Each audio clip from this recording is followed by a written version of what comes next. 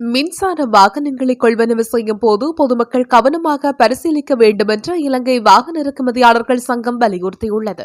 இதுபோன்ற பல வாகனங்களின் சந்தை மதிப்பு ஒரு சில மாதங்களுக்குள் பல மில்லியன் ரூபாய்கள் குறையும் என்ற காரணத்தினால் இந்த வலியுறுத்தல் விடுக்கப்பட்டுள்ளது. ஊடக சந்திப்பு ஒன்றில் உரையாற்றிய வாகன இறக்குமதியாளர்கள் சங்க தலைவர் இந்திக சம்பத் மெரின்சிக்கு இது தொடர்பான தகவல்களை பகிர்ந்துள்ளார். மின்சார வாகனங்கள் பிரபலமடைந்து வரும் அதே வேளையில் வாகன இறக்குமதி தடை நீக்கப்பட்டதைத் தொடர்ந்து புதிய சவால்களையும் ஏற்படுத்தியுள்ளன என்று அவர் குறிப்பிட்டுள்ளார். பிரபலமான மின்சார வாகனங்களை தவிர கட்டுப்பாடுகள் தளர்த்தப்பட்டவுடன் முக்கியமாக சீனாவிலிருந்து அதிக அளவிலான மின்சார வாகனங்கள் இறக்குமதி செய்யப்பட்டன. எனினும் இந்த வாகனங்களின் சந்தை விலை கொள்வனவு செய்த மாதங்களுக்குள் 2 முதல் 3 மில்லியன் ரூபாய் வரை குறைந்துள்ளன என்று மெரின்சிகே கூறியுள்ளார். இது சீன மின்சார வாகன சந்தையில் நிலவும் விரைவான மாதிரி மாற்றங்கள் என்று அவர் விளக்கம் அளித்துள்ளார். சீன வாகன தயாரிப்பாளர்கள் ஒவ்வொரு 2 வருடங்களுக்கும் புதிய ரக வாகனங்கள் மற்றும் மேம்படுத்தல்களை வெளியிடுகிறார்கள். இது பழைய மாடல்களின் விரைவான மதிப்பிழப்புக்கு வழிவகுக்கிறது. ஜப்பானிய வாகனங்களில் அவ்வாறான நிலை இல்லை. அந்த நாட்டின் வாகன தயாரிப்பாளர்கள் சிறிய மேம்படுத்தல்கள் இருந்த போதிலும் நிலையான சந்தை மதிப்பை பராமரிக்கின்றார்கள் என்றும் வாகன இறக்குமதியாளர்கள் சங்க தலைவர் குறிப்பிட்டுள்ளார். 20 மில்லியனுக்கு கொள்வனவு செய்யப்பட்ட ஒரு சீன மின்சார வாகனம் 5 அல்லது 6 ஆண்டுகளுக்குள் அதன் மறுவிற்பனை மதிப்பில் 7 முதல் 8 மில்லியன் ரூபாய்கள் குறையக்கூடும் என்று மெரின்சிகே